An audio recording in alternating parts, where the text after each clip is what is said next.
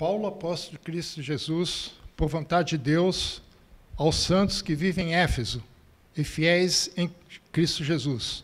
Graças a vós outros e paz, da parte de Deus, nosso Pai, e do nosso Senhor Jesus Cristo. Bendito Deus e Pai do nosso Senhor Jesus Cristo, que nos tem abençoado com toda sorte de bênção espiritual nas regiões celestiais em Cristo.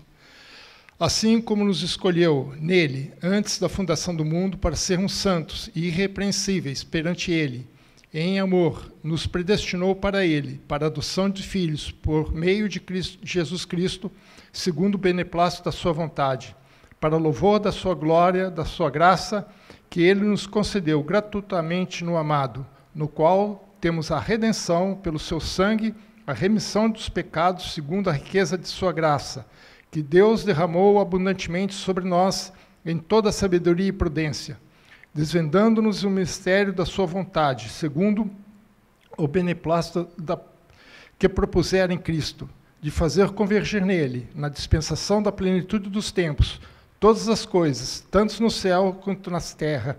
Nele, digo, no qual fomos também feitos herança, predestinados segundo o propósito daquele que fez todas as coisas, conforme o conselho da sua vontade, a fim de sermos para louvor da sua glória, nós, os que de antemão esperamos em Cristo, em quem também vós, depois de ouvirdes a palavra da verdade, o evangelho da vossa salvação, tendo nele também crido, fostes selados com o Espírito Santo da promessa, o qual é o penhor da nossa herança, até o resgate da sua propriedade, em louvor da sua glória. Amém? Pode se sentar, irmãos.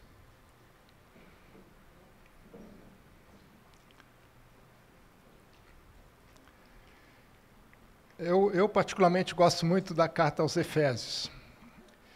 E essa carta me chamou a atenção por dois motivos. Sempre me chama a atenção, mas especialmente essa semana por dois motivos. Primeiro, que nós na escola dominical estamos estudando Atos, né? E acabamos de passar pela igreja de Éfeso, né, no capítulo 19, capítulo 20, quando Paulo institui ali na sua terceira viagem missionária. Ele passa, no final da sua segunda viagem, quando retorna para Antioquia, ele passa pela região, visita a cidade, mas ele não fica. Ele segue em frente, mas na sua terceira viagem, ele resolve parar dali, porque ele viu que aquela era uma cidade estratégica para o evangelho em toda a Ásia Menor, que hoje faz parte da Turquia, né, chamada Anatólia, na Turquia. E de lá, realmente, várias igrejas foram fundadas, como de Colossos, como Herápolis, Laodiceia, e entre outras, foram evangelizadas por pessoas que foram treinadas por Paulo em Éfeso, né, a famosa escola de Tirano, onde ele ficou 2 anos nessa escola, 3 anos em Éfeso e 2 anos nessa escola, ensinando a sua liderança, a sua igreja. Então, a carta é dirigida a essa igreja, a igreja que ele mais tempo ficou ministrando na igreja. Geralmente ele ficava pouco tempo, né, pregava o evangelho, instituía a liderança e ele seguia em frente. Às vezes ele deixava alguns dos seus discípulos para dar continuidade e ele seguia em frente. Mas Éfeso, ele resolveu ficar um pouco mais de tempo. Então, uma igreja especial para Paulo. A segunda razão é que essa semana, todo ano eu faço o ano bíblico, né? Em janeiro eu começo lendo Gênesis, capítulo 1, né? E no final do ano já está lá no finalzinho, né? Terminei hoje a carta aos Hebreus, né? E essa semana estive lendo a carta de Efésios. E essa carta me chama, por conta da conjuntura, me chamou muita atenção, né? A coincidência, né? Além disso, nós estamos em dezembro, né? Nós estamos celebrando aí, a gente sabe que Jesus não nasceu no dia 25 de dezembro, mas como a gente não sabe qual é a data certa, a gente escolheu uma data, né? Quantas vezes a gente não comemora o nosso aniversário, né? Mesmo fora da data real, né? O importante não é a data fisicamente falando, cronologicamente falando, mas é a lembrança, né? Temos uma data de lembrarmos um evento tão especial que é a encarnação do Verbo, né? Como diz João, né? E lendo essa carta, um versículo me chamou bastante atenção. Aliás, uma frase desse versículo me chamou atenção. É o versículo 10, que diz assim, de fazer convergir nele, na dispensação da plenitude dos tempos, todas as coisas, tanto no céu quanto na terra. Quando eu li esse versículo, esse texto, né, essa frase, plenitude dos tempos, me chamou muita atenção. Porque nessa época sempre tem essa discussão, Jesus veio nessa época, não veio nessa época, né? Veio de 25 de dezembro, não veio, para mim realmente não é importante isso. Mas o importante é a encarnação de Jesus, a encarnação do Verbo. O Verbo se fez carne, habitou entre nós. Esse é o fato importante. E Jesus não veio na época errada. Esse versículo me chama essa atenção. Jesus veio no momento certo. Porque você pode falar, por que ele não veio hoje? Porque não era para ser hoje. Esse versículo me resolve isso rapidamente. Ele fez convergir todas as coisas na plenitude dos tempos. Jesus não veio no momento errado, ele veio no momento certo, para que as coisas acontecessem no meio certo. Eu estava conversando ontem com a minha esposa, como os irmãos sabem, eu sou engenheiro, né? E como engenheiro, eu trabalhei muito tempo com projetos e cronogramas, isso aí era uma rotina para mim. E quando eu li esse texto, me veio toda essa experiência que eu tenho na engenharia de cronologias e de cronogramas, de atividades e coisa e tal. E eu não conseguia ler esse texto de outra maneira. A experiência pessoal me fez ler esse texto dessa maneira. Por isso que eu falo, Deus é um engenheiro. Você pode dizer qualquer coisa, mas Deus é um engenheiro. E 3 palavras me chamaram muita atenção, né? 3 palavras que se destacam nesse texto, para a gente entendermos essa plenitude dos tempos, entendermos um pouquinho mais o que significa tudo isso. A primeira palavra que Paulo usa aqui é convergir, né? Fazer convergir. A palavra convergir é muito interessante, porque ele significa resumir, colocar todas as coisas juntas. Essa é uma palavra que vem da contabilidade, por incrível que pareça. Quem não gosta de matemática, a Bíblia tem muita matemática aqui no meio. A palavra convergir, ela tem o seu radical a palavra cabeça. Mas o que uma coisa tem a ver com outra? É porque quando nós fazemos uma conta, somamos vários números, normalmente o que a gente faz é de cima para baixo, tá certo? A gente começa somando os números em cima e vai descendo até a última linha. E quando terminamos a soma, nós colocamos o resultado aonde? Na última linha. Os americanos chamam isso de bottom line, linha de baixo, né? E isso, inclusive, é um termo que os americanos usam para dizer, resumindo, né? No bottom line, no final das contas, né? O que é? Só que o grego, naquela época, fazia a conta ao contrário, ele fazia a conta de baixo para cima. Então, a soma ficava em cima, na cabeça da conta. Por isso que tem convergir a isso. Ele somar as coisas, colocar todas as coisas juntas, de tal forma que chegue no resultado. Mas o resultado nunca fica embaixo, fica em cima. Ele se destaca.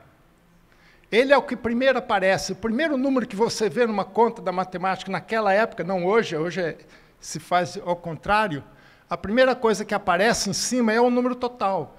Você sabe que aquilo é a soma, é a união de tudo que vem embaixo.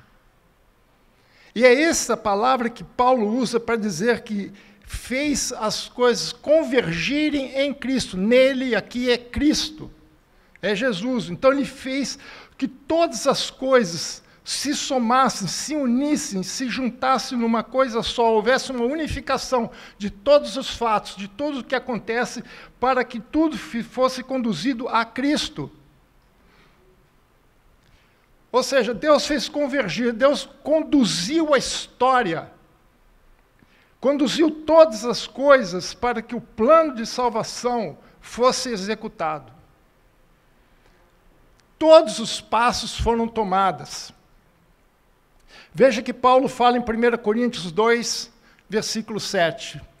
Ele diz assim, 1 Coríntios 2, 7, assim, mas falamos a sabedoria de Deus em mistério, outrora oculta, o qual Deus pré-ordenou. Deus pré-ordenou. Desde quando? Desde a eternidade. O plano de Deus não foi escrito ontem, nem mesmo há 2000 anos atrás.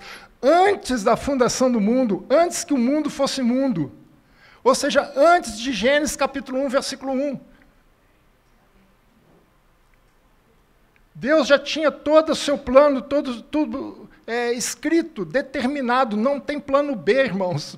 Deus não tem. Nós temos. Eu lembro que, quando eu fazia os projetos, os planos, um dos itens que a gente colocava, eu era um dos responsáveis por essa área no meu departamento, era plano de contingência. O que era o plano de contingência? Se alguma coisa der errado, o que a gente vai fazer? Se alguma coisa não der certo, se alguma etapa não for concluída, ou não for cumprida, ou tiver algum problema para ser feito, o que a gente vai fazer? Isso é chamado plano de contingência.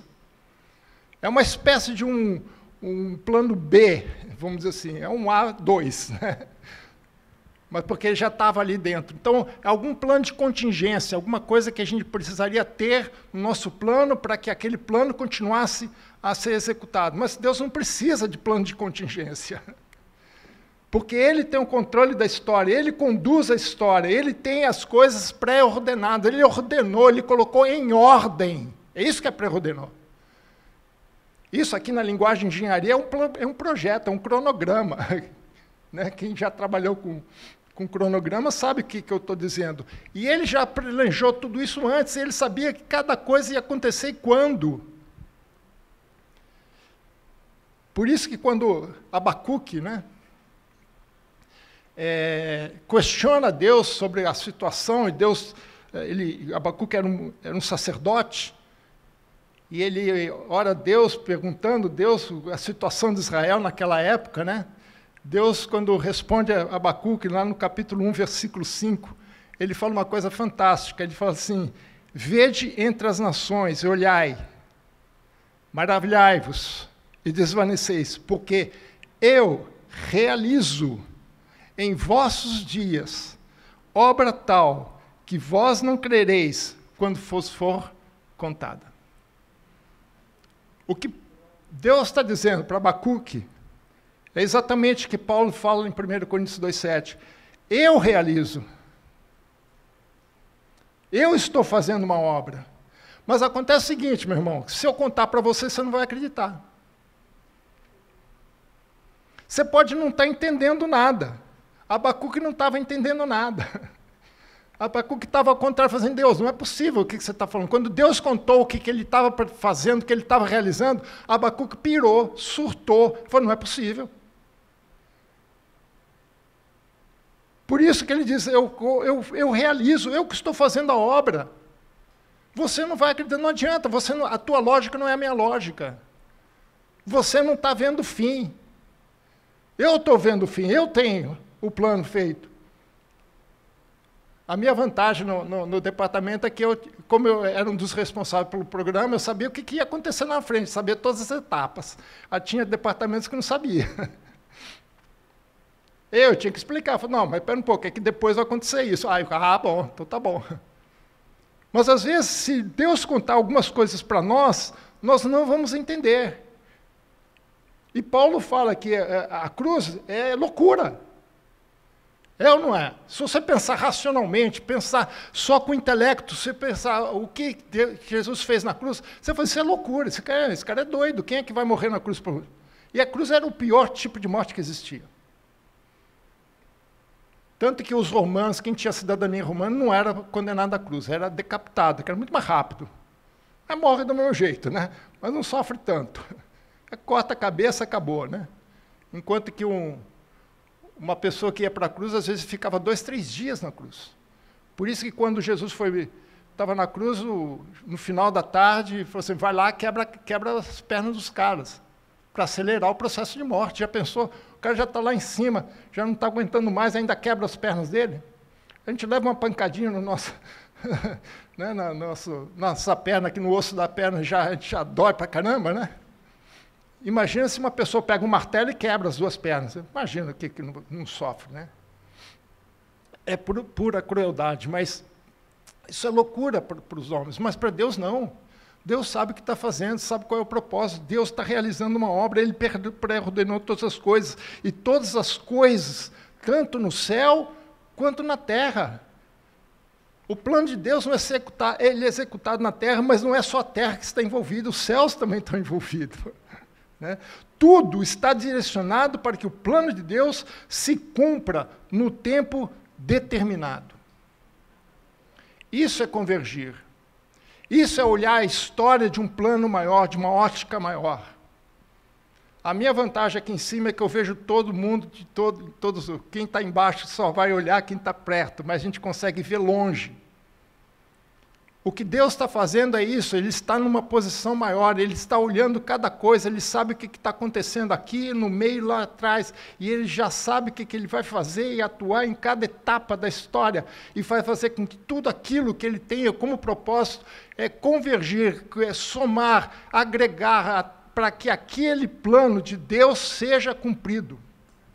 Ou seja, Deus tem o controle das coisas, Ele sabe o que vai fazer.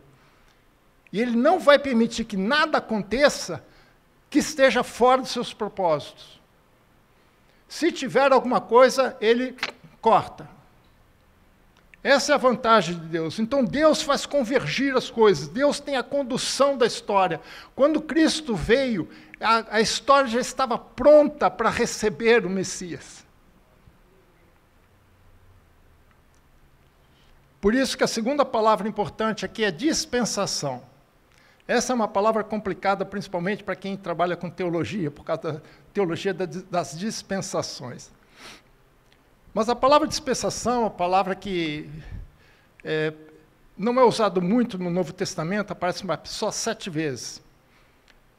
Mas a palavra dispensação aqui em grego é a palavra economia. Essa mesma, economia que você conhece. Economia. Economia em grego significa administração. Né? Em algumas palavras, em algumas passagens, essa palavra é traduzida como administração ou administrador. E o que significa isso? Né? Que a dispensação é a administração do tempo para ser posta em prática quando chegasse o momento. Aqui o tempo não significa tempo cronometrado, em termos de relógio, dia, hora e ano, mas os eventos que acontecem ao longo do tempo. Ou seja, é a administração do cronograma. Quem faz cronograma sabe, assim, aqui vai acontecer algo, aqui vai acontecer algo, aqui vai acontecer algo. O importante não é o tempo exato, mas o importante é o evento que vai acontecer naquele momento. Quem é da cozinha sabe, né? Vai fazer um bolo, você não pode pôr o ovo antes de pôr a farinha, você tem sequência para que as coisas funcionem. Tem a quantidade certa, a sequência certa. Nós temos uma irmã que é boleira, sabe disso melhor do que eu. Né? Então, quando fala a dispensação, é que Deus sabe a cada momento o que Ele precisa agregar na história para que os eventos que acontecerem se convirjam naquilo que Deus tem como propósito, para que o produto final seja realizado. Então, a dispensação é essa administração. Eu agora vou falar como engenheiro. Né? Quem é engenheiro aqui conhece o que eu vou falar. É o plano operacional para que o projeto de Deus seja executado. Eu já vi alguns ali que são engenheiros que fazem assim. Né? É o plano operacional. O que é o plano operacional? Plano de operação. É o que vai acontecer. É como as coisas vão acontecer. Isso coloca-se no papel. Isso vai acontecer aqui, isso aqui vai acontecer aqui, isso aqui tem que acontecer aqui, assim, na sequência. A sequência é importante, o fato é importante, não exatamente o tempo necessariamente. Lógico que algumas coisas exigem tempo. Mas o mais importante nessa administração do tempo é o que vai acontecer, é esse plano operacional, como as coisas vão ser operacionalizadas para que o resultado chegue naquilo que Deus exige, Deus quer, ou que nós queremos. Nós fazemos isso de forma quase que intuitiva. Porque no nosso dia a dia nós fazemos isso, só que nós não colocamos no papel. Né? Quando alguém vai fazer, como a irmã Zezé vai fazer o bolo, a primeira coisa que ela faz é separar o material. Ela já tem a receita, é o plano dela, a receita é o plano dela, já tem a lista de material, quanto que vai de farinha, quanto vai de ovo, quanto vai de leite, quanto vai de cada material. Não é diferente da engenharia, quando nós produzimos um produto, é a mesma coisa. Nós temos a lista de material, nós temos a sequência, tudo a mesma coisa. A diferença é o formalismo da coisa. Você faz todo esse projeto de forma informal. Na engenharia, a gente faz de forma formal. Deus já tem tudo isso formalizado, pré-ordenado, desde o início do mundo. E então, ele já tem esse plano operacional todo escrito, todo detalhado. E você quer saber onde é que está o plano operacional? Está aqui dentro.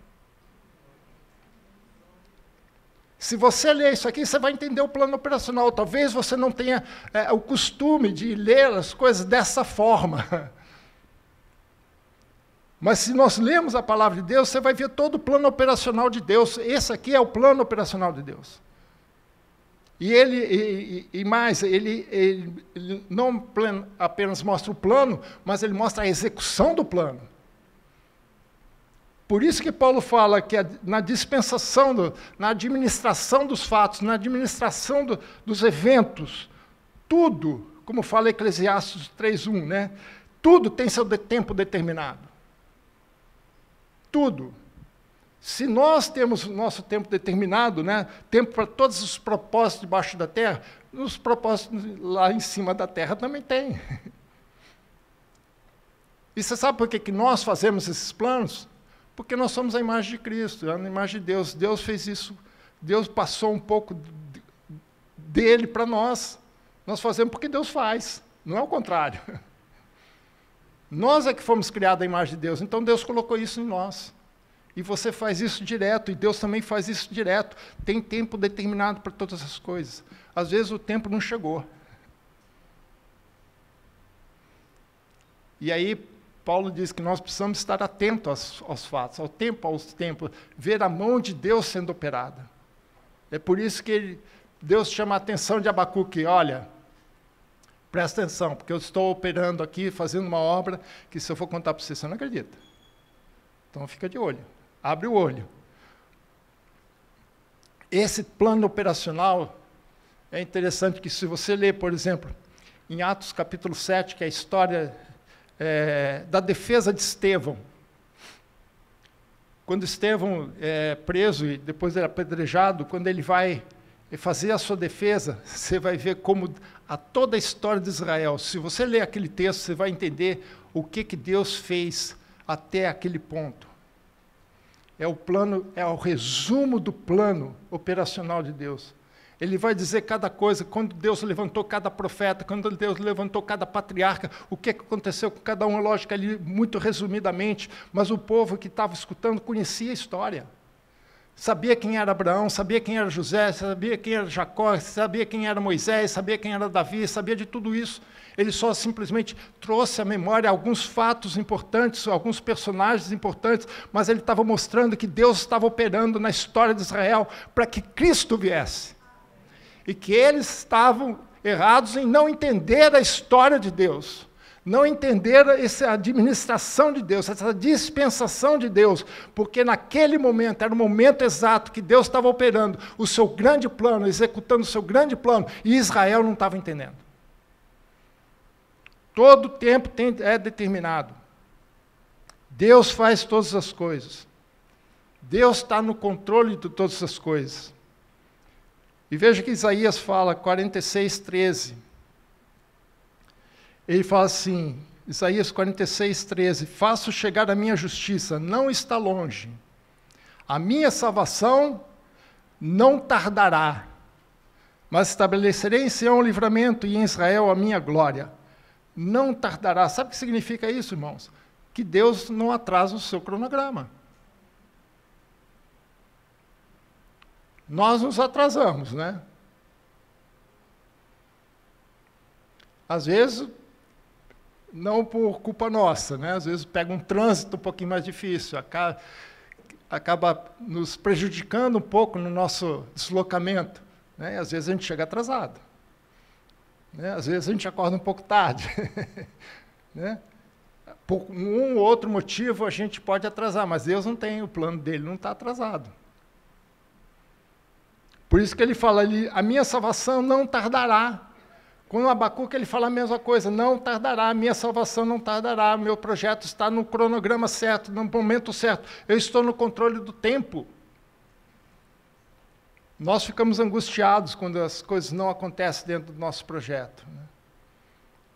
Nós queremos acelerar as coisas, mas as coisas não podem ser aceleradas. O momento talvez não seja adequado, talvez você não esteja preparado, talvez a humanidade não esteja preparada. Talvez Deus ainda tenha etapas que Ele ainda quer que sejam cumpridas. Eu gosto quando Deus fala com Abraão, Ele faz um pacto com Abraão, e Ele avisa assim, olha, depois de você, ele não tinha filhos ainda, Isaac ainda não tinha nascido, ele falou, depois de você, levantarei uma nação. E essa nação peregrinará por aí afora. E eles serão escravos por 400 anos. Imagina você dizendo, olha, a tua descendência vai ficar escravo por 400 anos. Lembrando que o Brasil tem 500 anos. É quase que a história do Brasil. Aí depois ele diz assim, mas sabe por que vocês vão ficar escravos? Porque o cálice da minha ira não se derramou. O cálice da minha ira contra as nações de Israel, lá de Canaã, ainda não se derramou. Deus ainda estava dando 400 anos, na verdade 500, se você somar, ali a partir de Abraão, porque Abraão ainda teve Isaac, depois teve Jacó, depois teve os 12 filhos, depois ainda teve José, depois é que ficaram escravos 400 anos. Ele falou assim, olha, ainda tem coisa para acontecer, ainda tem trabalho para fazer com aquele povo lá em Canaã. O cálice da minha ira ainda não se derramou. Vai ter que esperar. Que difícil, né, escutar uma coisa dessa. Que difícil. Mas Abraão entendeu que os planos de Deus são maiores que os planos dele. Talvez ele não entendesse por que o meu povo, os meus descendentes vão ter que ser escravos por conta do outro povo, por conta do pecado do outro povo. Porque, como nós já dissemos aqui, Deus não se agrada da morte do ímpio. Ele quer que o ímpio ainda se arrependa. Deus deu 400 anos para aqueles povos em Canaã se arrependerem.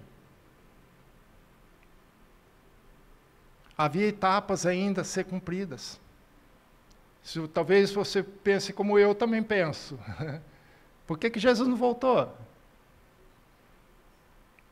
Talvez a gente senta como Abacuque, né? Às vezes eu me sinto como Abacuque. Eu falo assim, Deus, você não está vendo o que está acontecendo? Aí Deus vira para você e fala assim, calma. O cálice da minha ira ainda não transbordou, espera. As etapas ainda não se cumpriram, ainda tem coisa para acontecer no meio, espera. Eu falei aqui, quando nós estudamos Apocalipse, qual é a vantagem de nós entendermos Apocalipse? É que nós sabemos o final da história. O mundo não sabe, nós sabemos.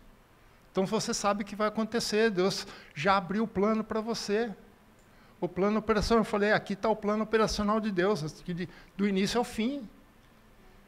Desde que quando ele começou a operacionalizar capítulo 1 de Gênesis, até ele ser executado de forma plena, o último capítulo de Apocalipse, você já tem o plano na tua mão, o plano operacional. Leia, estude, entenda. Essa é a nossa vantagem, irmãos. A salvação não vai tardar, Jesus não vai tardar, Jesus não vai chegar fora do horário. Ele não vai se adiantar. Mas também não vai se atrasar. Essa é a nossa vantagem. Talvez se sinta meio angustiado, né? Você gostaria de adiantar bem antes. Mas Deus tem controle de todas as coisas. Deus está administrando as coisas. Deus está administrando esse plano. Esse plano vai acontecer no momento exato. Jesus não veio fora do tempo. Jesus veio no tempo exato.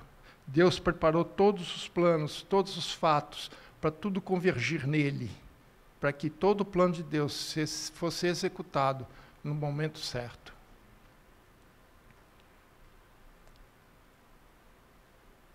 A terceira palavra aqui, que é o que mais me chama a atenção, as duas, elas complementam essa ideia, que elas nos conduzem a essa ideia, que é a plenitude dos tempos.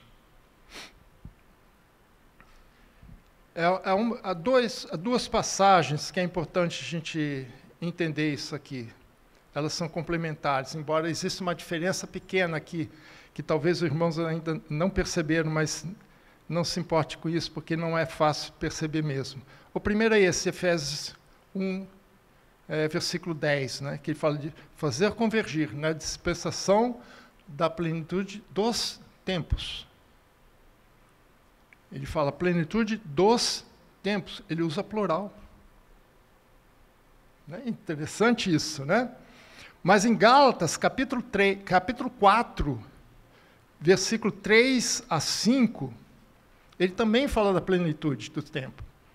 Mas ele diz assim: assim também nós, quando éramos menores, estávamos servilmente sujeitos aos rudimentos do mundo, vindo, porém, à plenitude do tempo. Vocês perceberam que um é plural, outro é singular? Na plenitude do tempo, Deus enviou o seu Filho.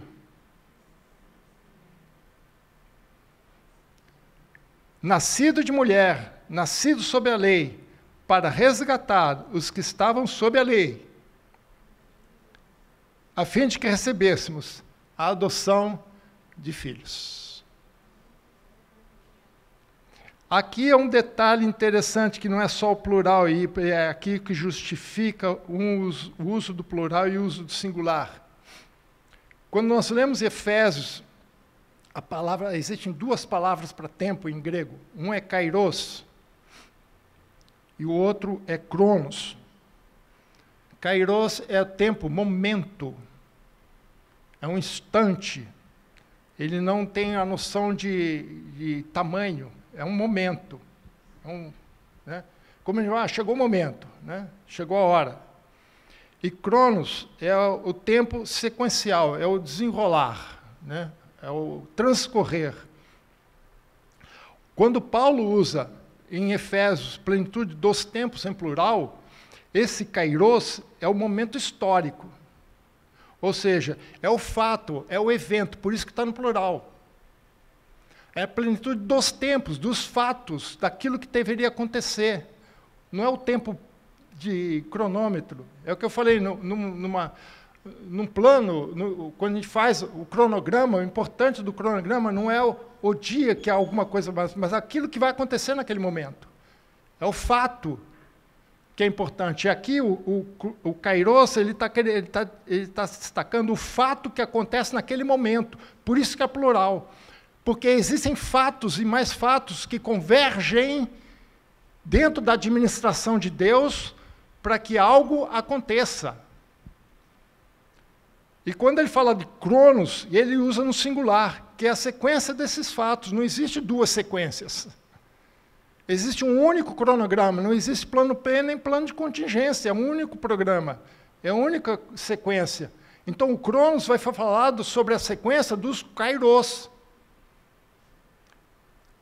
Então, quando os momentos acontecem, o cronos vai dando sequência. Ou seja, o Paulo não está destacando aqui o aspecto durativo do tempo, mas o conteúdo do tempo, o fato que está acontecendo no tempo, dos fatos que ocorrem dentro deste tempo. Então, significa o quê? Que em Gálatas, quando ele fala plenitude do tempo, ele significa que o momento exato, pré-determinado por Deus, porque está lá no seu cronograma, né?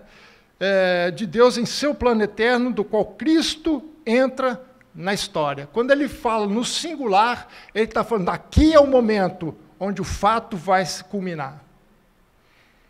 Mas todos os outros fatos, eles são agregados para aquilo acontecer.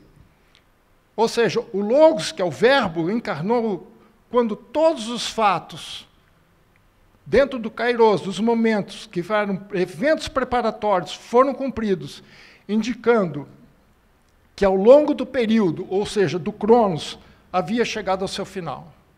Por isso que Jesus não chegou atrasado e nem se adiantou.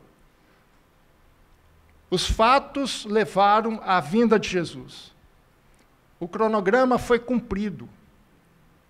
Tudo que estava determinado foi estabelecido.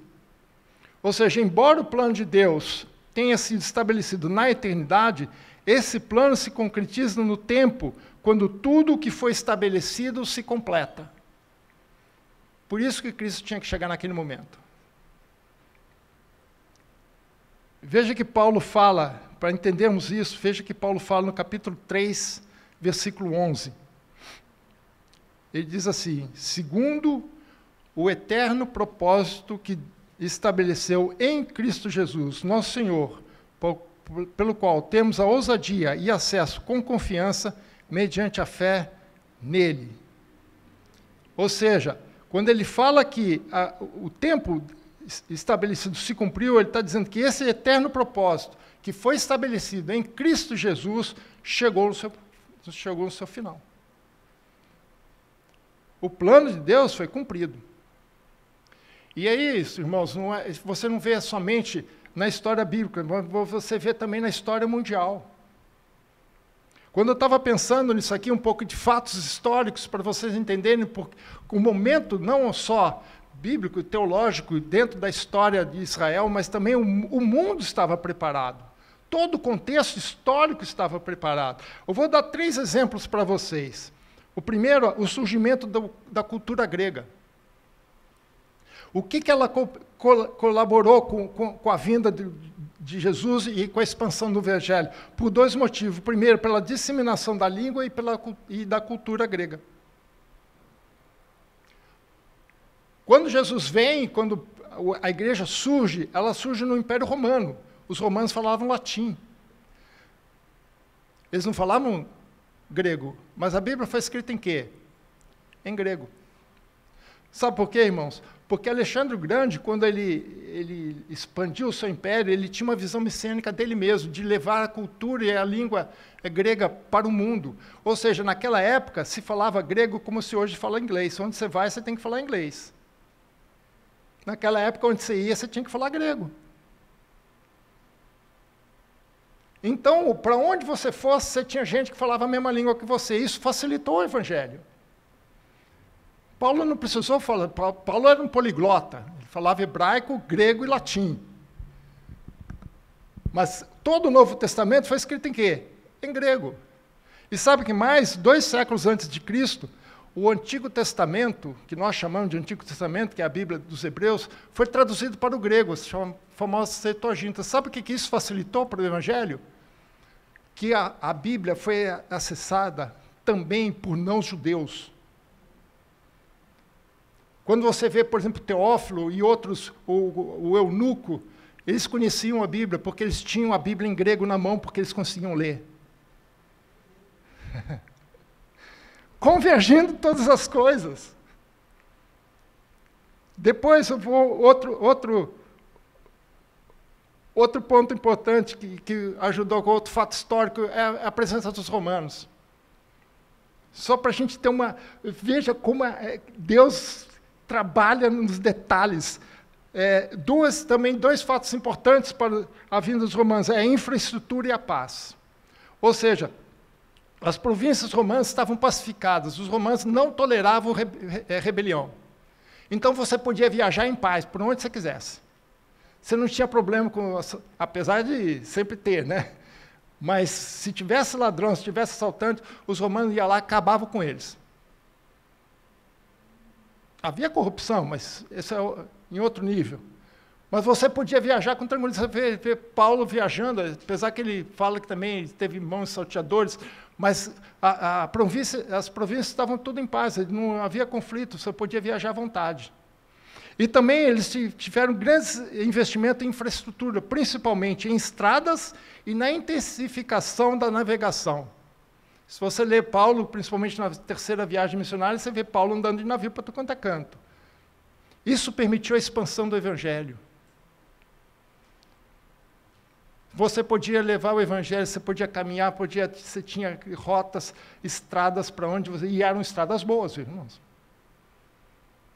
Apesar de não ser asfaltadas, né, naquela época não tinha isso, mas muitas estradas eram pavimentadas com pedras.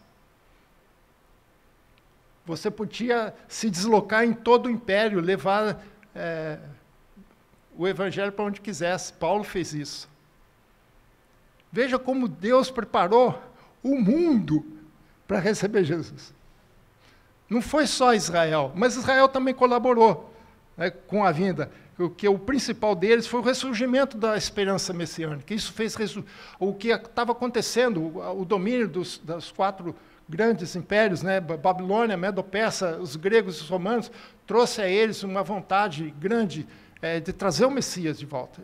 Está certo que era uma visão errada, né, muito política, né, mas alguns fatos foram importantes. Por exemplo, a diáspora.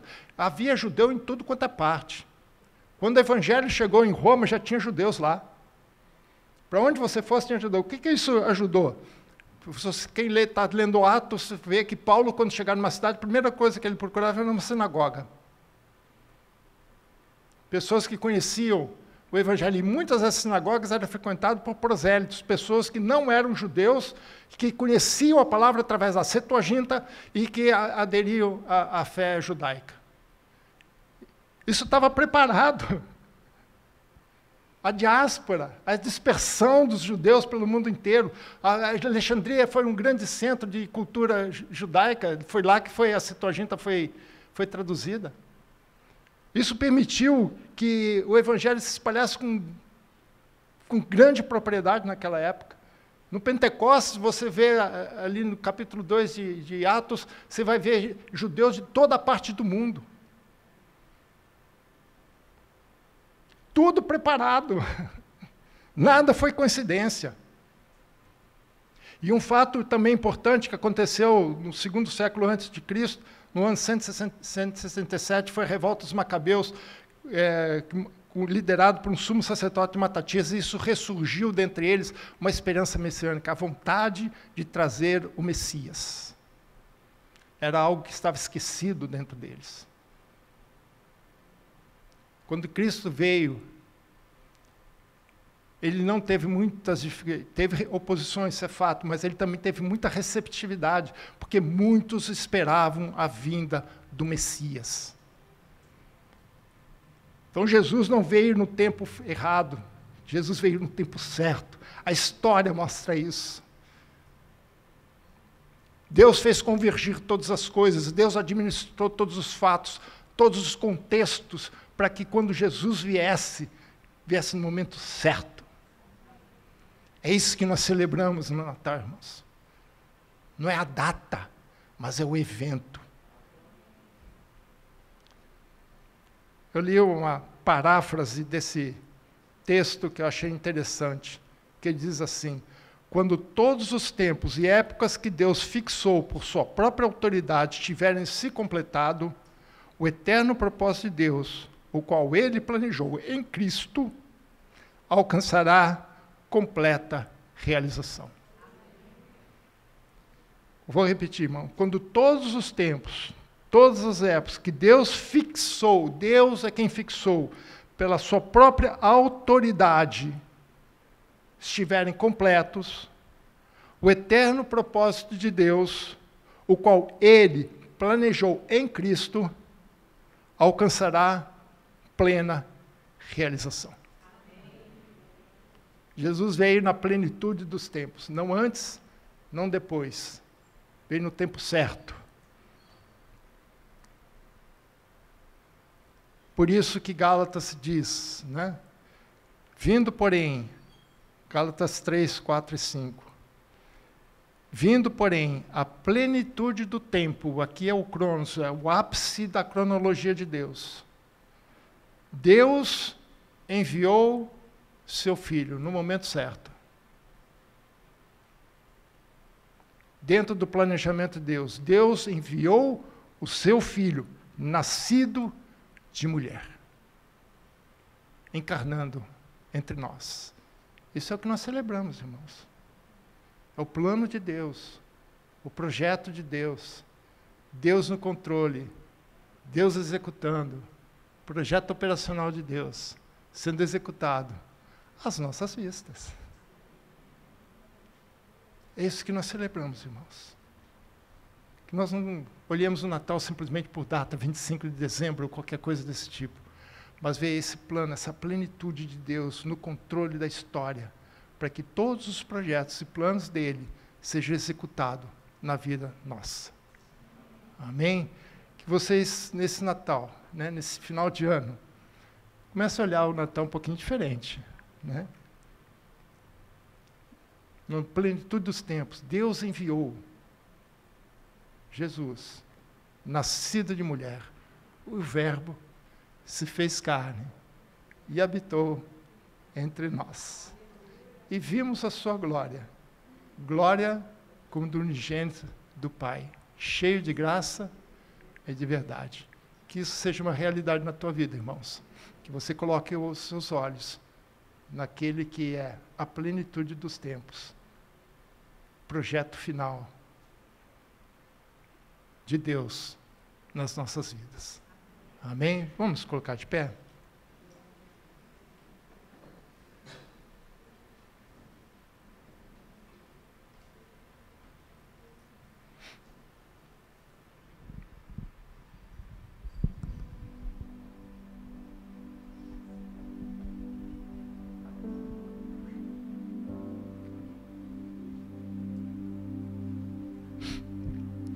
Às vezes a impressão que a gente tem é que as coisas estão fora de controle, né?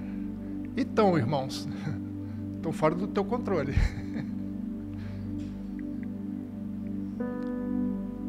Uma vez eu escutei uma frase, eu não me lembro de quem é, não é minha. É um pastor, que ele falou assim: se os projetos de Deus nunca falham, então qual é o projeto que vai falhar?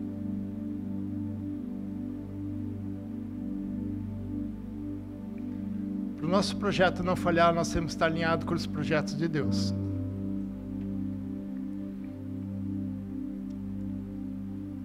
Eu te garanto, o de Deus não falha. Deus é quem fez convergir. As coisas não convergiram à toa, não foi aleatório, como algumas pessoas pensam. Deus é quem fez convergir. Como? Através da sua administração, da dispensação. Deus tem um projeto, Deus tem um plano que está sendo executado. O ápice foi Cristo, mas o projeto não acabou aí. Você faz parte desse projeto. Temos mais coisas, nós acabamos de estudar Apocalipse. Mas o auge está ali. A plenitude dos tempos está ali. Agora é só esperar.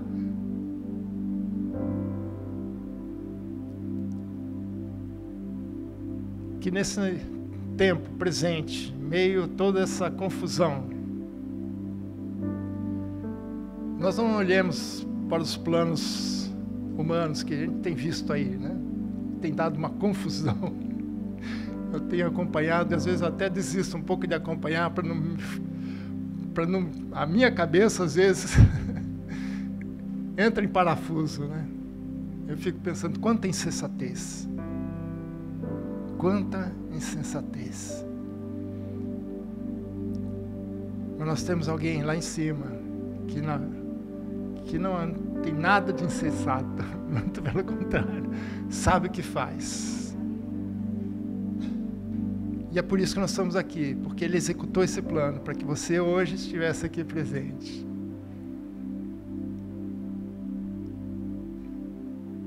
A minha oração nessa manhã é que o Espírito Santo esteja falando com você. Eu não sei, eu sei das minhas lutas, eu sei das lutas de algumas pessoas que, como pastor, os irmãos compartilham, nos procuram. Outras eu converso com o pastor Fernando, como pastores da igreja, a gente precisa ficar sabendo. A gente compartilha dentro da ética pastoral, obviamente, né? Nós temos todo um trabalho aí a gente sabe de alguns, não de todos, mas que em meio a toda essa tribulação, todo esse essa confusão que estamos pensando, vamos pensar um pouquinho diferente, né? Corrigir a nossa visão como Deus fez com Abacuque, né? Abacuque estava desesperado, mas Deus falou assim: calma, eu estou no controle de todas as coisas, calma. É que se eu contar para você, você não vai acreditar. Se eu contar para você, talvez você vai fugir da raia, você vai ter medo.